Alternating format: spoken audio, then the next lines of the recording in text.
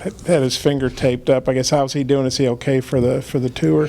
Yeah, I think with Nick right now it's just day by day. He'll go back to the doctor on Friday. And sorry, that's me. Please don't find me. He'll go back to the doctor Friday, get reevaluated, and might play, might not. We'll just see what the doctor. And then obviously before we play a game, we still have some days, so just have to see how the swelling is, and that'll be up to Nick, the doctor, and Matt. I guess which day did he hurt it, and what happened? He heard it 2 days ago. Yeah. And then, so is Ricky Council's birthday today? Ricky Council's birthday. My keen reporting instincts kicked in when you guys were singing "Happy Birthday."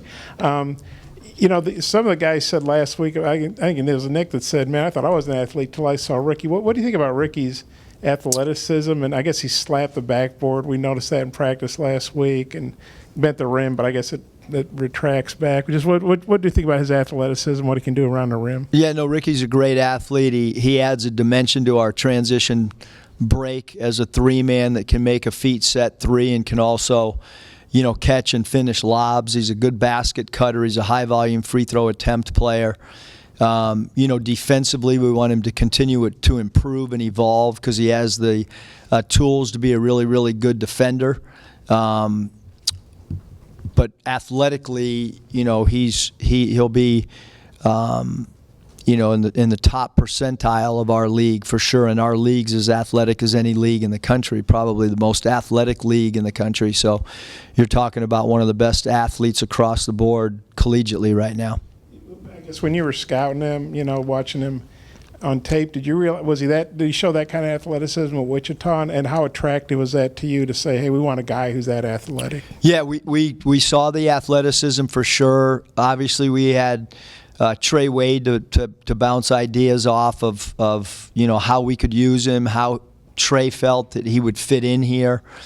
But from an evaluation standpoint, I think you could see the ability to draw free throws attempted, and the quick first step off the bounce, and the finishing ability in transition. Two practices now, the intensity seems really high in what you guys are doing. Is that typical for July spilling into August? Is it mainly because of this extra time and games coming up, or? No, I think, Kevin, if you guys were able to come into any practice, I mean, today was probably a 6 on a 10 for a normal. We do, even when we're in our normal 4 hours prior to preparation for this, we practice. Our goal is to have everything in by September 1, and then go back in September and October and clean things up and maybe add a little bit. But right now we have 3 press breaks. We have, I think, 5 zone offensive sets in.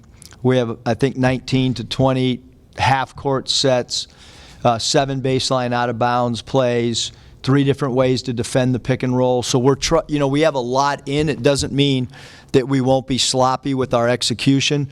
But when we come back in September, we're not going to have to slow down to teach. They know where to go.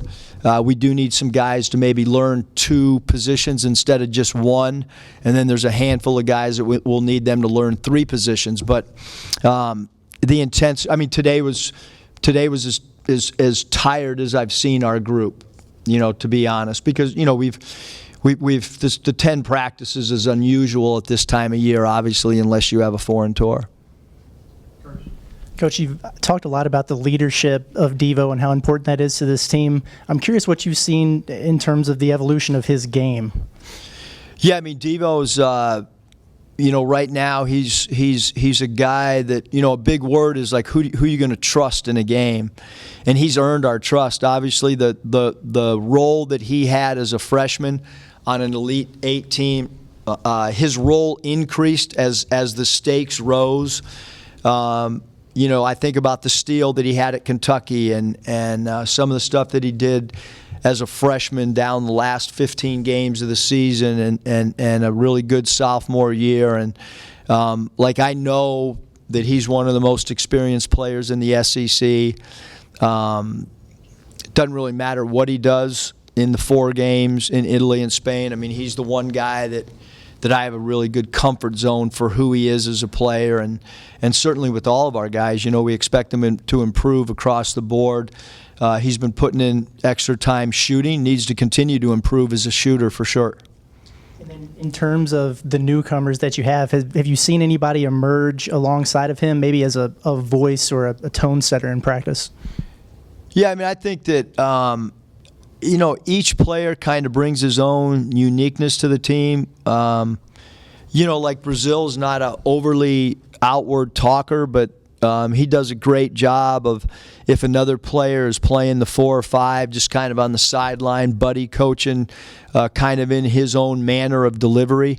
From a voice inflection, it might not be really loud, but he does his little thing. And the Mitchell brothers, both those guys can be very vocal, mostly in a good way. But those 2 guys have an outward personality that's been really good, and Dunning, for a freshman, talks a lot, and obviously, Nick Smith is a really, really vocal guy. I lost track of the number of push-ups you did today, but is that something you've always done as a coach, and what's the purpose behind that? Yeah, well, I mean, with that perfect free throw, anytime we miss 2 in a row, we do push-ups, and my dad would do it, so I guess I took it off him. It was either planks or push-ups or sit-ups. My dad's thing was, the minute you can't demonstrate, get out of coaching. I'm not sure everybody buys into that, but that's the roof that I grew up under. So if our players are going to do push-ups, I should probably be able to, although was a little worried after that was a few extra push-ups than normal, and I was worried about my workman's comp and my left shoulder, whether that rotator cuff was going to pop back out or not. Eric, I've seen you guys, I guess, get in huddles like a football team and break huddles like a football team. I guess just why did you guys implement that? And I guess did you kind of take that from visiting with some teams in the offseason? Or I guess just kind of what's the genesis of that? Yeah, just, I was fortunate enough to spend a few days with the Carolina Panthers, and got to speak at their retreat. They had a coaches retreat with their general manager and Matt Rule and their entire coaching staff. Really cool to be invited to that and to be able to be a part of it and sit and listen to them in their discussions on leadership, on their discussions on how they wanted to conduct training camp. Got to sit in on their first meetings. I sat in, and took some things away. And one of the things I took away was the togetherness of a football team, especially in their individual breakout rooms, and just felt like, that was something new that we wanted to add that we've never done. Because we all know that, in a game, some guy might not be happy with his role or shots or whatever, and I thought the huddle ready break kind of adds a little bit of togetherness that you don't splinter. Never seen a basketball team do it, but we'll be doing it all year, hopefully. In games, I plan on doing it in games. If somebody strays, I don't know what the disciplinary actions will be, but I do like that. And secondly, just what have your impressions been lately of Jalen Graham, and just maybe what may you want to see more from him? Just which areas? Yeah, I mean, Jalen's a really good offensive player around the basket. The pace of practice, he has not missed anything. So that is maybe a change for him based on what he told us, maybe what his off seasons have been like in his prior years in college. His participation's been 100%, so that alone is a step in the right direction. We want to continue for him to understand the pace of our culture. But he was one of the first guys to pass his mile time, and like I said, he's not he's not been kicked out of practice. He passed his mile. He doesn't have a. We put our depth chart up the other day of the names in green were go guys, meaning you're still alive to start in the first game, and the guys that weren't in green, their names, those were guys that self-eliminated themselves from being rewarded a start. And we're still running the mile, some of the guys. Some of the guys still haven't passed. Ricky Council did pass today, so that's one less guy that has to run that thing.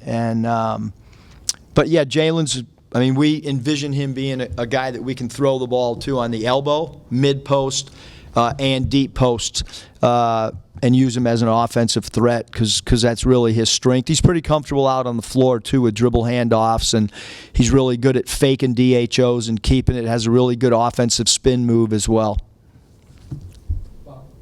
Eric, maybe he says, and I missed it, but with Nick, is it like a sprained finger or like a little hairline thing or what? Do you know what it is? I just know he's day to day, and medically it's not a break. It's at one point it was like a ligament, and then with further testing, it's basically a deep bone bruise is what it is now. And our doctors were great. I mean, they X-ray, MRI, and as they gathered more information, it was just a deep bone bruise. I guess you're doing so good. I forgot to ask you about your shoulder. I didn't even think about it when you're out there doing all those push-ups. So is the shoulder feeling 100%? I will say that last week, I had Dave Rich strap my body with the bungee cord type things, the big, thick rubber bands, and I tried to do one push-up. So I've made incredible strides, Bob, in the last week. I think you guys must have done about 100. Somebody said 90. It was So 10. close. It was a lot of tens. And then, hey, a lot of these foreign teams, are these like older guy teams, do you know, or late 20s, 30s? And We might have to have a press conference with Riley Hall. Yeah. Because I didn't schedule. I just told him, hey, this is where we want to go and get us as many games as you possibly can. Most teams only play 3 games. 4 games is one less than I would have wanted. At Nevada, we played 5, but it'll be good. It'll allow us to do some stuff that maybe we hadn't originally planned. One of the days now, we got an opportunity to maybe go to Switzerland real quick, but it would be on the day of the game. But it would allow us another country for our guys to visit. So not many programs can do a foreign tour in this short a time and be able to go to 3 different countries. But I don't know who we play. Ricky, did you like him slapping the backboard? Maybe that's allowed in FIBA. And just how's he doing as an older guy? How's he doing from like a leadership standpoint, would you say? Yeah, I think he's, I think for most of our new guys, it's like, all right, there's a lot of sets coming at us, a lot of defensive schemes, so it's a little bit harder for some of those guys to be real verbal at this juncture. Now, once we get back in September, I hope that through the 4 games of video that we'll be able to send to our guys and talk through that all the new guys will be a little bit more vocal. But right now, Ricky, as well as almost all of them, kind of leadership through effort, I guess is the best way of saying it. Is he a good leader that way? Yeah, he goes really hard. He attacks the rim when we go live, doesn't take plays off. Offense is a little bit ahead of his defense right now. But he should be a really good defender with his athleticism and his length. Coach, how would you assess what you've seen from Ford, Pinion, and Dunning so far this summer? Is there anything in particular that stands out about those 3 or maybe an area of growth that you've seen from them so far? Yeah, I think all 3 of those guys, I think that they're no different than most freshmen. They're going to have ups and downs, and we have a really good team. Like, there's no doubt we have a really, really talented team. We have a really deep team. And so they're probably trying to figure out their way. They've been a part of college basketball for all of 9.5 weeks. So that's not very long. It would be very unfair to look at the 9.5 weeks with the way we do things, which is we do not go live very often at all. We do a lot of drills, a lot of football stations, 3-man stations, 4-man stations. They rotate. So I think that, we'll go through these 4 games, Curtis, and then get to – but I have Barry Dunning's, he's had some practices where I thought he was as good as anybody that we had out there. Very interesting with our former players that have come in and played pickup ball. Isaiah, Jimmy Witt, Mason, I think, and Dusty. Maybe not all of them, but they've all brought up that they liked playing with Barry. It was very, very interesting. He moved the ball. Joseph can really shoot the ball. Darian does a really good job of being, a competitor and attacking the rim off the bounce.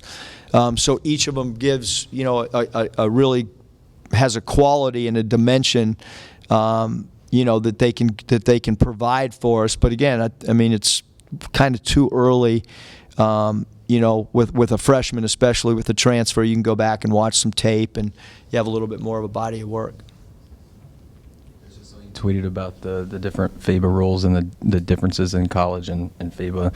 Have the guys adapted well to that? And I'm curious too, with like the shorter shot clock and the shorter time you have to get the ball across half court, if there's like a sample there where you can maybe analyze whether you guys playing a little bit quicker might be able to carry over maybe regular season?